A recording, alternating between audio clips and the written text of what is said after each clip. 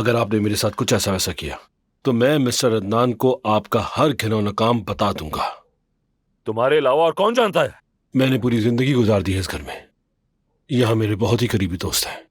यकीन करें, कुछ तो मेरे साथ खड़े हैं। एहतियात कीजिएगा। तुम्हारा साथी आखिर कौन है?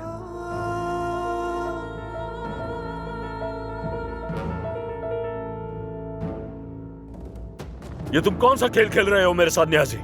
चाहते क्या हो मुझसे? बताऊंगा, वक्त आने पर ही बताऊंगा।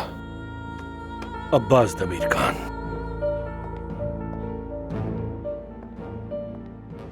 मेरे दिमाग में इतनी सारी बातें चल रही कि मैं देख ही नहीं पा रहा कि हो क्या रहा है। अब अगर जरूरत पड़ी तो मैं अदनान की भी चमड़ी उधेड़ कर रख दूंगा।